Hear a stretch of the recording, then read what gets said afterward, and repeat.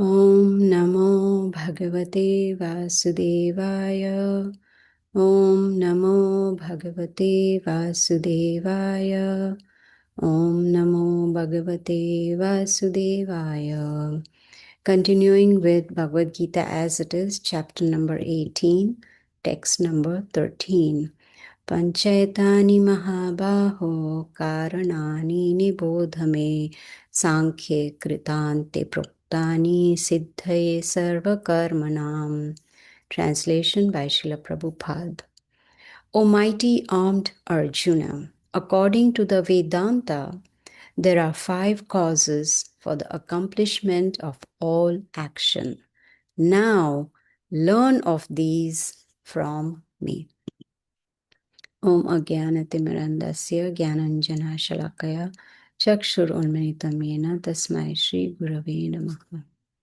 So we can see here that Krishna is continuing his instructions to Arjuna.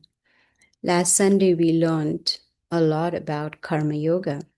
Krishna is repeating what he already taught us in chapter 3 and 5. And we also learned that every action has a reaction. So now he is continuing with Karma Yoga for a few more verses because it's very, very important. Krishna is telling Arjuna that there are 5 causes for all the actions that we perform.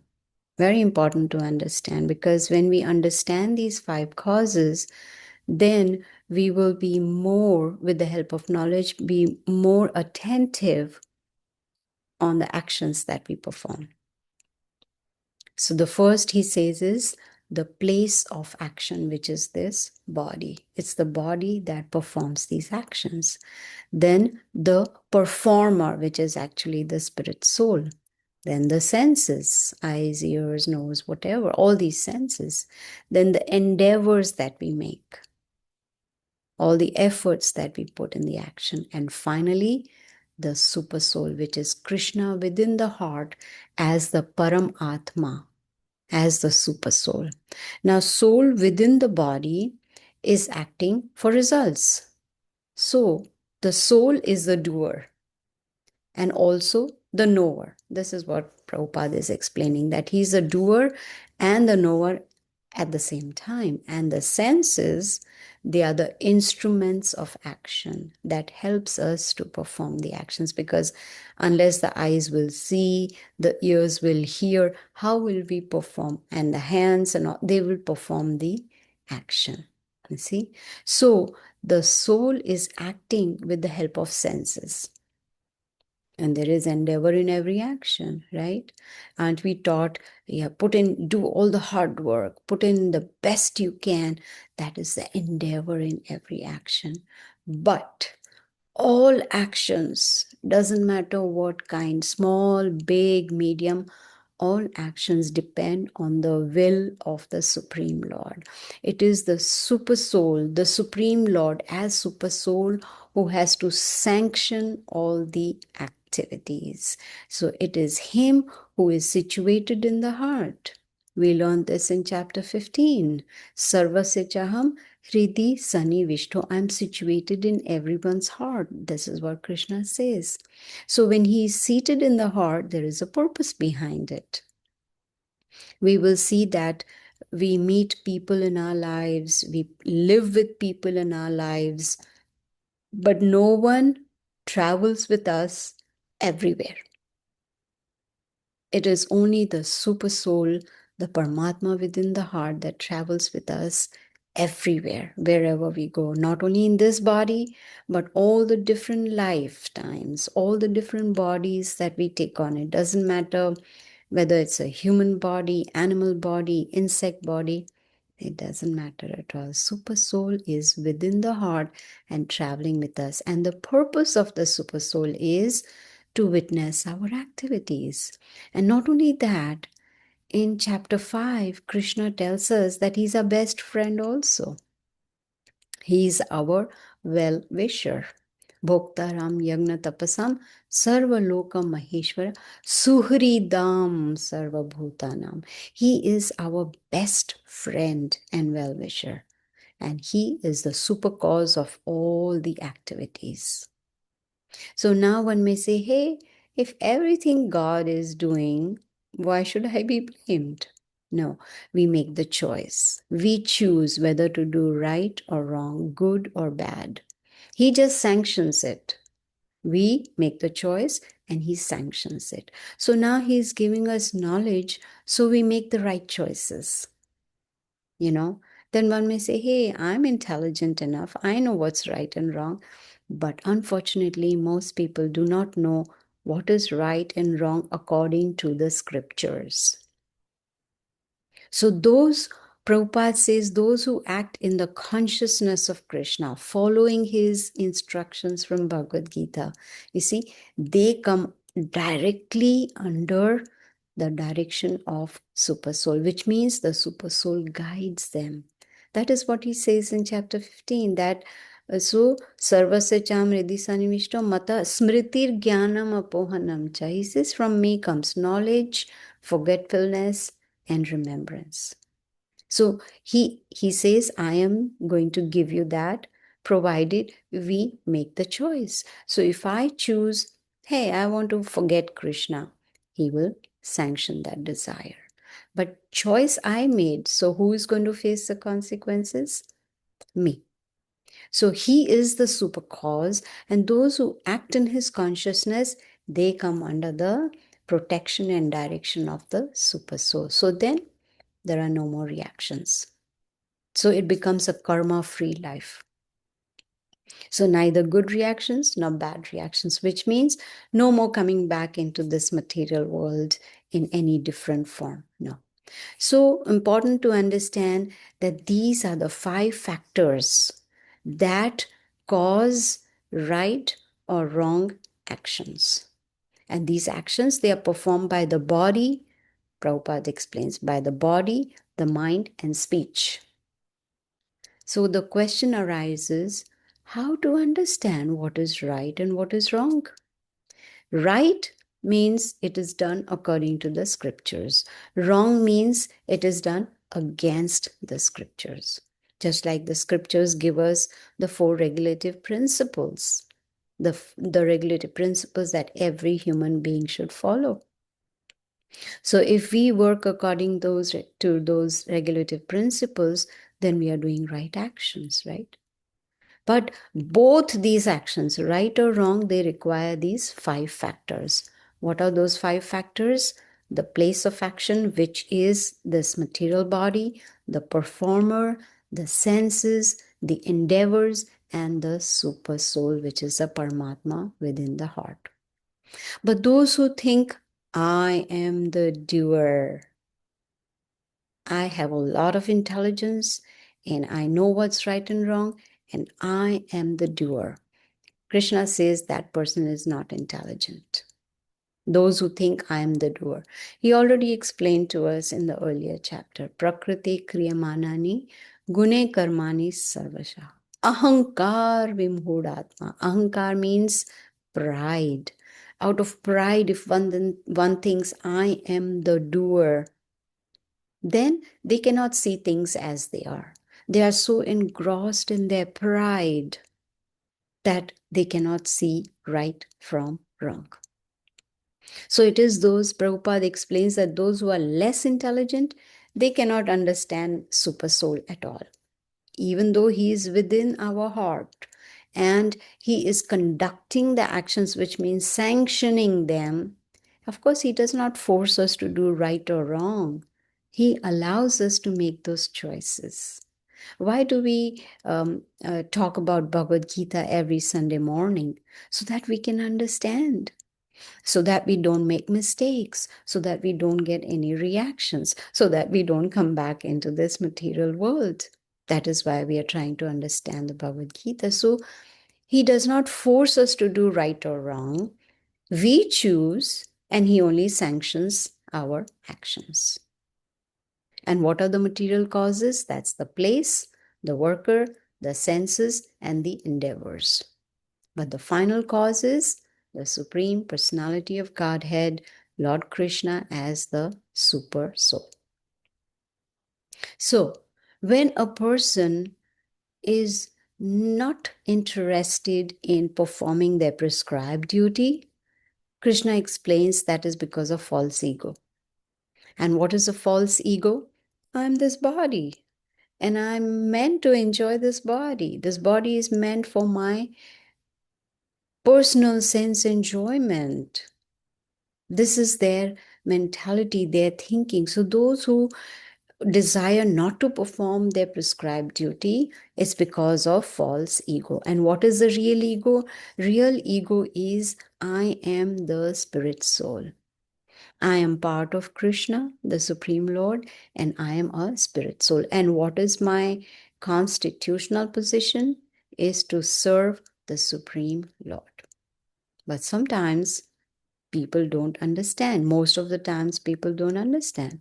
But if we understand that Krishna is the ultimate sanctioner, without his will, without his sanction, our actions cannot be completed. And because he's the Supreme Lord, he's perfect in doing everything. So when we work in that consciousness, then we never fall into illusion. And what's the illusion that people have? First of all, that I'm this body. Secondly, I'm never going to die. This is the illusion. And the third illusion is I am the Lord of all I survey. This material body that I have is for enjoying, eat, sleep, and be merry. No. We need to understand from the Bhagavad Gita that there is an ultimate authority, there is an ultimate command, a superior command under whom we need to work. Let's take an example.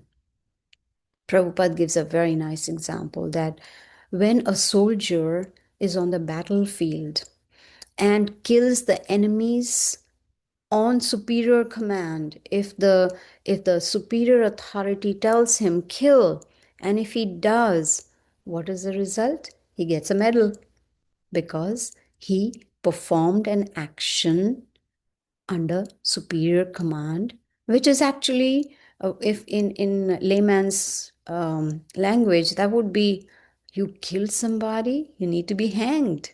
No, but because he did on superior command, he gets a medal. But that same soldier, when he goes out on the street and starts shooting, what happens to him? There's no superior command. He's doing it on his personal account. He goes into the prison house. So when we perform actions, excuse me, when we perform actions on our own personal account, we are liable. But when we perform actions upon superior command, which is the Supreme Personality of Godhead Krishna, then we are safe. Then there is nothing to worry about. So we need to act under superior command, and that will keep us safe.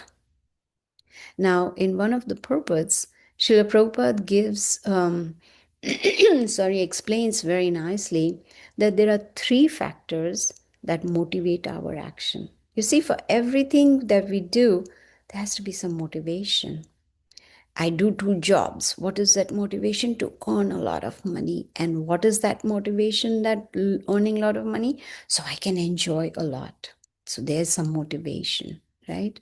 So here, three factors are mentioned that motivate action. First is knowledge, object of knowledge, and the knower.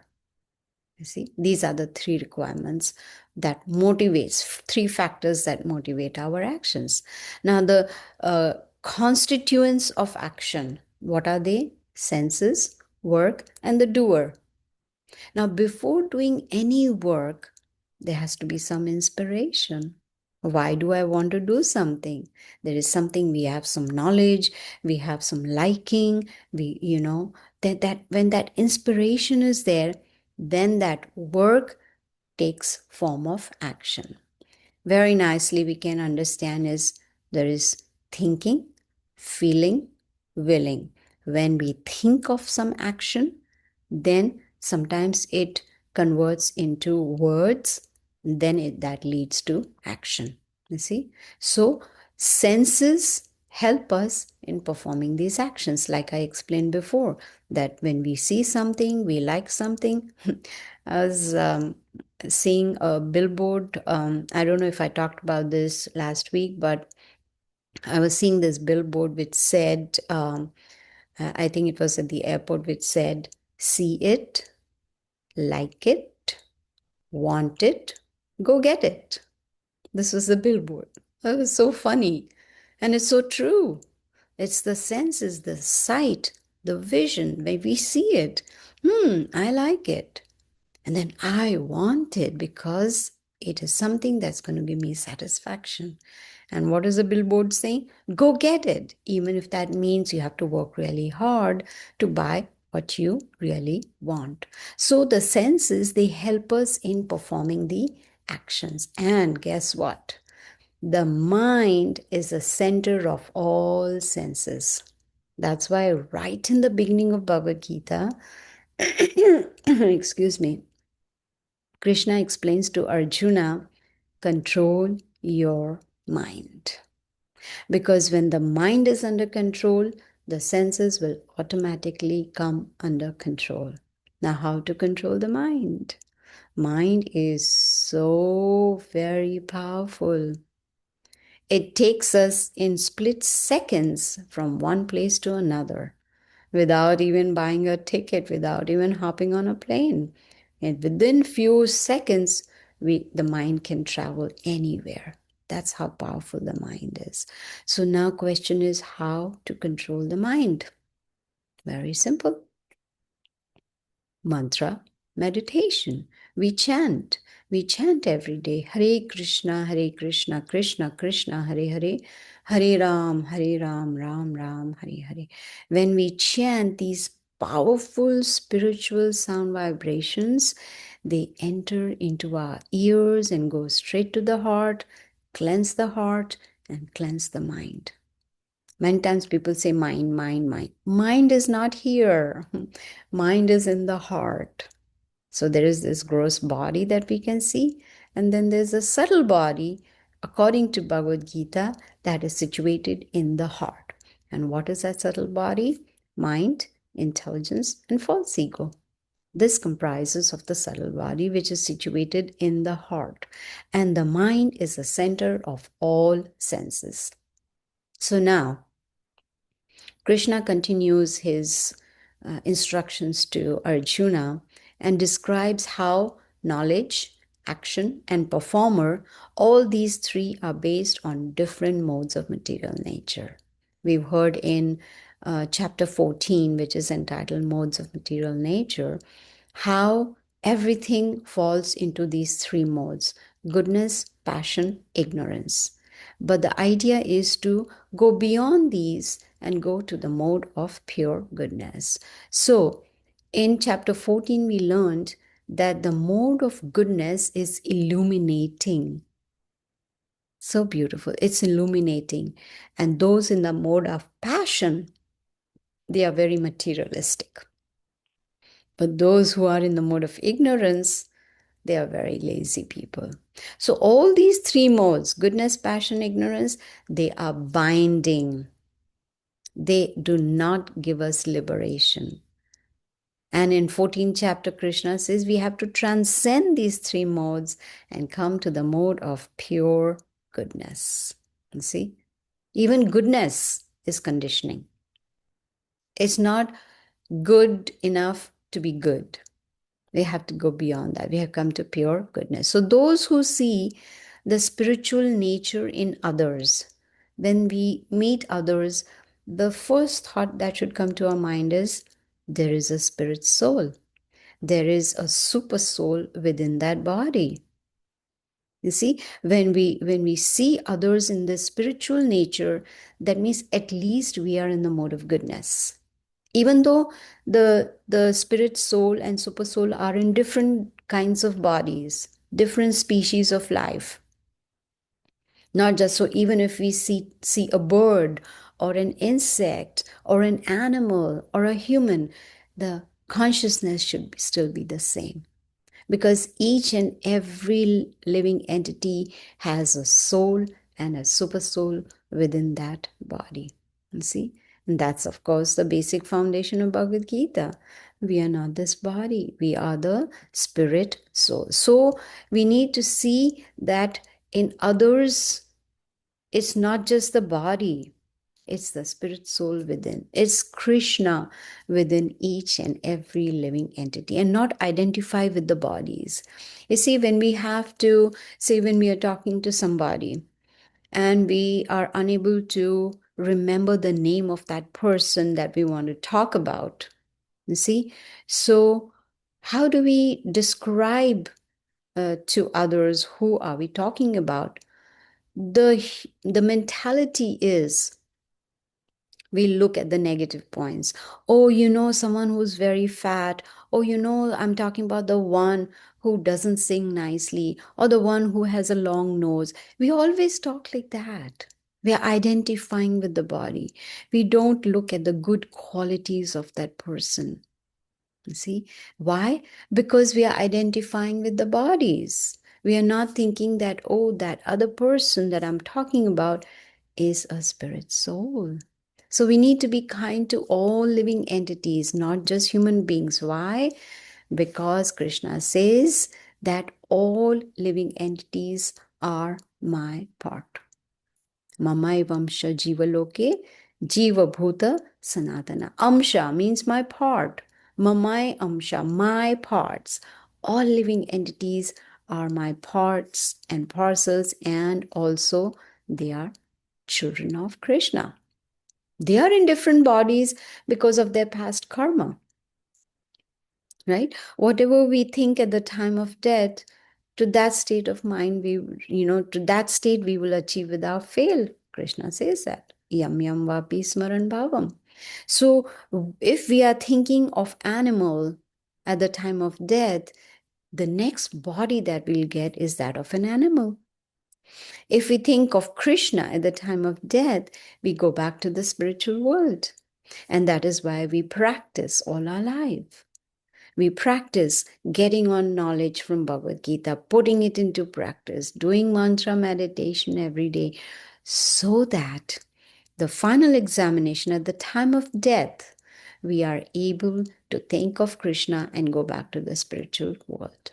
You see? So all are parts of Krishna, and they are in different bodies because of their past karma. So we need to see Krishna in all living entities. Then we can be considered to be in the mode of goodness. And once we come to the mode of goodness, it'll help us to become self-realized. But if we see different, Krishna is explaining, you see, different modes, that if we see different living entities as different bodies, then we are in the mode of passion. Why? Because we are identifying others with body. And such people who are in the mode of passion, they think that after death, nothing is left, finished. But that's not the truth. They do not understand the spirit soul within that body is eternal. It's just going from one body to another. At death, the soul goes on to the next body. We learned this in chapter 2, right? Dehino asmin yatha dehe kaumaram yovanam jara tatha dehantara praptir dhiras tatra namuyati. That as the soul continuously passes from boyhood to youth to old age, similarly, the soul passes on to another body at the time of death. A sober person, dhira, sober person, is not bewildered by such a change. So Bhagavad Gita is teaching us how to become sober. Sober doesn't mean one who does not take alcohol. Sober means one who is learned, who understands, who has knowledge. So if we understand, if we work, with the knowledge of the Bhagavad Gita, then we can break the cycle of birth and death. But those who work without any knowledge about the absolute truth, Krishna says they are in the mode of ignorance, because they have not taken bona fide knowledge from bona fide source. So they remain in the mode of ignorance. And guess what happens to them? They come back into the cycle of birth and death over and over and over again. repeated cycle of birth and death. The simple reason is they do not take knowledge, they do not take guidance from a bona fide teacher, someone who can show them how to go back to the spiritual world. See, in fact, Krishna is there within our hearts, guiding us how to go back to Him, provided we listen to Him. And how do we listen to Him? With the help of a bona fide spiritual teacher. You see? For those who are in the mode of ignorance, for them, life is all about eat and sleep. But here, Krishna is giving us the Bhagavad Gita. Bhagavad means Bhagavan, God. Gita means song, song of God. He's teaching us how to lead this human form of life. He's there in the heart, guiding us as a super soul. Of course, He's witnessing our actions. He's sanctioning all our actions. We make the choices and we face the consequences. It's as simple as that. This is how the super soul is helping us within the heart, helping us, guiding us how to break this cycle of birth and death and come to a space, a place where there is no birth, no disease, no old age, no death. This permanent happiness. Who would not want to be happy permanently? But here in the material world, what are we seeing? Happiness has a beginning and an end. Today I'm happy, tomorrow I'm not happy. That happiness that I experienced yesterday is not there anymore. It's temporary. Why? Because we are looking for happiness in the wrong place. But Krishna is there within the heart as Super Soul. He's guiding us. Now, if we have a sincere desire to know Him, to want to become self-realized, to want to go back to the spiritual world, Krishna will guide us to the right teacher. But we have to make that first choice. That first step has to be taken by us. He doesn't want to interfere with our minute independence that we have. He's ready to guide us. And that's why He's in the heart. He's traveling with us in all different bodies. And in the 18th chapter, towards the end, we will understand that Krishna is very pleased when we distribute this knowledge to others. Now, tomorrow is called Gita Jayanti, the day Krishna re-spoke the Bhagavad Gita to Arjuna more than 5,000 years ago. Isn't that wonderful? It's Gita Jayanti, a very good opportunity to give this knowledge of Bhagavad Gita to others. So if we really want to please the super soul, we want to please Krishna, the Supreme Personality of Godhead, tomorrow is a wonderful opportunity to give this knowledge to others. We can give Bhagavad Gita to others, or we can, give this knowledge to others, invite them to this Bhagavad Gita class. Guess what? A homework for all of you.